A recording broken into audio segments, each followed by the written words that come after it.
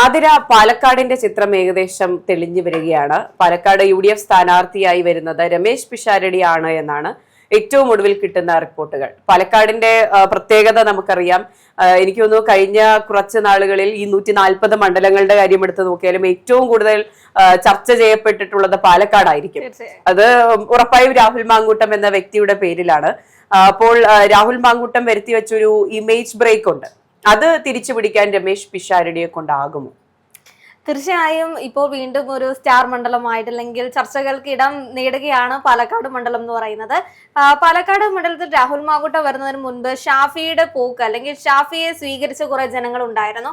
അപ്പോൾ ഷാഫിക്ക് തിരിച്ച് വടകരയിലേക്ക് പോകുന്ന സമയത്ത് അവരുടെ വികാരാതീതമായ കുറെ കാഴ്ചകൾ, ഷാഫി എപ്പോൾ പാലക്കാട് മണ്ഡലത്തിലേക്ക് വന്നു കഴിഞ്ഞാലും അപ്പോൾ ഓടിക്കൂടുന്ന കുറെ ജനങ്ങൾ, അപ്പോൾ ഈ ഒരു കാഴ്ചയും നമ്മൾ കാണുന്നുണ്ടായിരുന്നു. ഷാഫി കൊണ്ടുവന്ന രാഹുൽ മാങ്കൂട്ടം പോലെ തന്നെ ഷാഫി കൊണ്ടുവരുന്ന രമേശ് പിഷാരടി തന്നെയാണ് വീണ്ടും തന്റെ പാലക്കാട് സീറ്റ് കൈമാറാൻ പോകുന്നത്. ഷാഫിയുടെ അറിവോടെ തന്നെ രമേശ് പിഷാരടിയിലേക്കാണ്. ഷാഫിയുടെ തീരുമാനമാണെന്ന് തന്നെയാണ് മുന്നോട്ട് വരുന്നത്. ഷാഫിയുടെ നോമിനി രാഹുൽ മാങ്കൂട്ടത്തിന്റെ പേര് നമ്മൾ കേട്ടത് അങ്ങനെയായിരുന്നു. ഷാഫിയുടെ നോമിനി ആദ്യം അന്ന് പാലക്കാട് മത്സരിക്കുമ്പോൾ പോലും പലരും സംശയം ഉന്നയിച്ചിരുന്നു. രാഹുലിനെ കൊണ്ടാകുമോ പാലക്കാട് എടുക്കാൻ എന്നുള്ള ഒരു ചോദ്യം വലിയ രീതിയിൽ ഉന്നയിച്ചിരുന്നു. ഈ പാലക്കാട് കോൺഗ്രസില് ഒരു വേറെ സ്ഥാനാർത്ഥികൾ നിൽക്കാനില്ലാഞ്ഞിട്ടാണോ താൻ ഈ പറയുന്ന രീതിയിൽ രാഹുൽ മാങ്കൂട്ടത്തിനെ കൊണ്ടുവന്ന് ഇവിടെ നിർത്തുന്നത്? സരിനൊക്കെ പോയതും ഇതിന്റെ പിന്നാലെ ആയിരുന്നു. അതെ, സരിനായിരുന്നു ഈ പറയുന്ന രീതിയിൽ ഷാഫി പറമ്പിൽ വടകര MP ആയിട്ട് മത്സരിക്കുന്ന സമയം തൊട്ട് തന്നെ വീണ്ടും ഒരു ഇലക്ഷൻ ഉപതെരഞ്ഞെടുപ്പ് വരുമ്പോൾ അവിടുത്തെ ഒരു സാധ്യത എന്ന് പറയുന്നത് ഡോക്ടർ സരിന്റെ പേരായിരുന്നു. അപ്പോഴാണ് പെട്ടെന്ന് ഈ പറയുന്ന രീതിയിൽ ജനങ്ങളുടെ പിന്തുണയുള്ളത് രാഹുൽ മാങ്കൂട്ടം എന്ന നേതാവിനാണ്. അതുകൊണ്ട് ഷാഫി നിർദ്ദേശിക്കുകയാണ് രാഹുൽ മാങ്കൂട്ടം പാലക്കാട് നിൽക്കുകയാണെങ്കിൽ അവിടെ വൻ ജയത്തിന് സാധ്യതയുണ്ട്. ആ രീതിയിലാണ് രാഹുൽ മാങ്കൂട്ടം വരുന്നത്. ഇപ്പൊ വീണ്ടും രാഹുൽ മാങ്കൂട്ടത്തിന്റെ ഇമേജിന് ഒരു കോട്ടം തട്ടുമ്പോഴും അടുത്തത് ആര്? വീണ്ടും ഈ പറയുന്ന പാലക്കാട് കോൺഗ്രസിന്റെ ഇടങ്ങളിൽ സുരക്ഷിതമായിരിക്കണമെങ്കിൽ രമേശ് പിഷാരടിയുടെ പേര് നിർദ്ദേശിക്കുകയാണ്. ബാക്കി ഇതിനു മുൻപ് ഒരുപാട് സെലിബ്രിറ്റീസ് ഇതേപോലെ കോൺഗ്രസിന്റെ സ്ഥാനാർത്ഥികളായിട്ടുണ്ട്, അതേപോലെ CPM-ന്റെയും BJP-യുടെ ഒക്കെ സ്ഥാനാർത്ഥികളായിട്ടുണ്ട്. അതോടൊപ്പം തന്നെ പിഷാരടിയുടെ ഒരു പ്രത്യേകത എന്ന് പറയുന്നത് ഇദ്ദേഹത്തിന്റെ പ്രസംഗങ്ങൾക്കാണെങ്കിലും അല്ലെങ്കിൽ കോൺഗ്രസ് നേതാവ് എന്ന നിലയിൽ ഓൾറെഡി ആ ഒരു ഇമേജ് ഉണ്ട്. ഒരു പുതുമയൊന്നുമില്ല, പെട്ടെന്നൊരു രംഗപ്രവേശമൊന്നുമല്ല. അതിന്റെ അപ്പുറത്തേക്കും ഈ പറയുന്ന ഷാഫിയുടെ തെരഞ്ഞെടുപ്പ് വേളയിൽ രമേശ് പിഷാരടിയുടെ പ്രസംഗം നമ്മൾ കണ്ടിരുന്നു. രാഹുൽ മാങ്കൂട്ടത്തിന്റെ തെരഞ്ഞെടുപ്പ് സമയത്ത് നമ്മൾ കണ്ടിട്ടുണ്ടായിരുന്നു. അപ്പൊ ആ ഒരു ടൈമില് പിഷാരടിക്ക് ജനങ്ങളെ കയ്യിലെടുക്കാൻ അറിയാം. അത് ഷാഫിക്ക് നല്ല രീതിയിൽ മനസ്സിലായത് കൊണ്ട് തന്നെയാണ് ആ ഒരു പേര് നിർദ്ദേശിച്ചത്. പക്ഷെ ആ ഒരു രീതിയിൽ പറയുമ്പോൾ രാഹുലിന് ഉണ്ടായിട്ടുണ്ടായിരുന്ന ആ ഒരു എതിർപ്പ് പോലെ ഒരു എതിർപ്പ് രമേശ് പിഷാരടിക്ക് പാലക്കാടില്ല. അതാണ് ഒരു സത്യാവസ്ഥ. കോൺഗ്രസ് ഒരുമിച്ചാണ് അവിടെ നിൽക്കുന്നത്. യാതൊരുവിധ എതിരഭിപ്രായങ്ങളും നിലവിൽ ഇതുവരെ ഈ പറയുന്ന പാലക്കാട് നിന്നും മുന്നോട്ട് വന്നിട്ടില്ല. അപ്പോഴാണ് നമ്മൾ പരിശോധിക്കേണ്ടത് രമേശ് പിഷാരടിക്ക് പാലക്കാടുള്ള സാധ്യതകൾ എന്താണ്. ഈ ഏറ്റവും കൂടുതൽ രാഹുൽ മാങ്കൂട്ടത്തിൽ ഇമേജിന് കോട്ടം തട്ടുമ്പോൾ പ്രതീക്ഷിച്ച ഒരു കാര്യം എന്ന് പറയുന്നത് BJP-ക്കായിരിക്കും അവിടെ ഇനി അടുത്ത ജയം ഉണ്ടാകാൻ പോകുന്നത്. ശോഭാ സുരേന്ദ്രന്റെ പേര് പറയുന്നുണ്ടായിരുന്നു, അവരാണ് അവിടെ മത്സരിക്കാൻ പോകുന്നത്.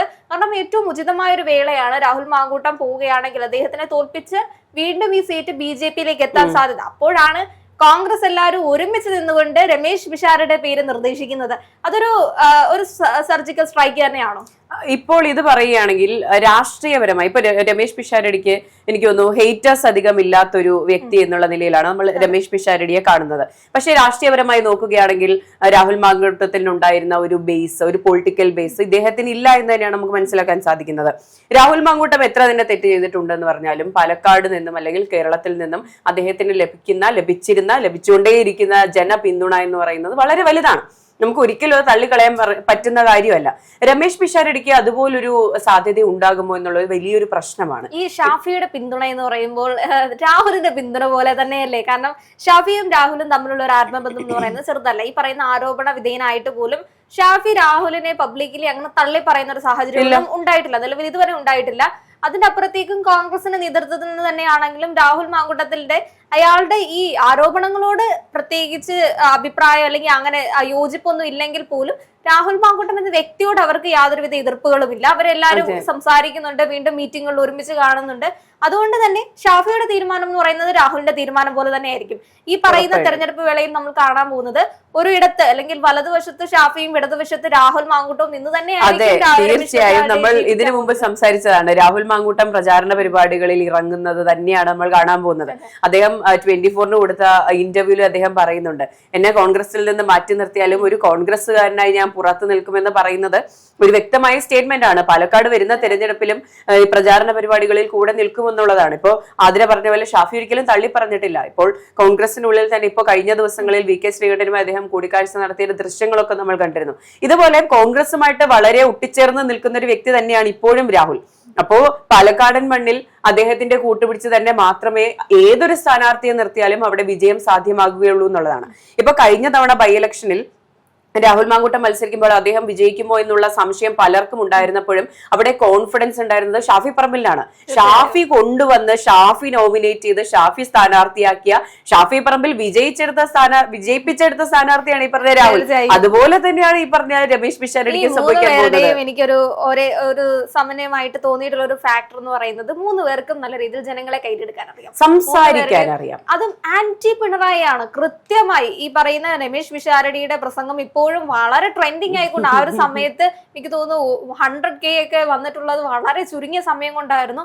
അത്രയധികം ട്രെൻഡിങ് ആയി മാറിക്കൊണ്ടിരിക്കുന്ന ഒരു പ്രസംഗമായിരുന്നു രമേശ് പിഷാരടിയുടെ എന്ന് പറയുന്നത്. അപ്പോൾ ഇവര് 3 പേര് സംസാരിക്കുന്നത് ആന്റി CPM ആണ്, ആന്റി പിണറായി ആണ് സംസാരിക്കുന്നത്. അപ്പോൾ ഇവർക്ക് 3 പേർക്കും ആ ഒരു ജനപ്രീതി എന്ന് പറയുന്നത് പാലക്കാടുണ്ട്. ഷാഫിക്ക് വേണ്ടിയിട്ടും രാഹുലിന് വേണ്ടിയിട്ട് സംസാരിച്ച ഒരാളാണ് രമേശ് പിഷാരടി എന്ന് പറയുന്നത്. അപ്പോൾ രമേശ് പിഷാരടി ആ ഒരു സ്ഥാനത്തേക്ക് നിൽക്കുന്ന സമയത്ത് കോൺഗ്രസിന്റെ ഒരു അഭിമാനം തന്നെ, അല്ലെങ്കിൽ അവരുടെ ഏറ്റവും കൂടുതൽ ആവശ്യമാണ് രമേശ് പിഷാരടി അവിടെ ജയിപ്പിക്കുക എന്ന് പറയുന്നത്.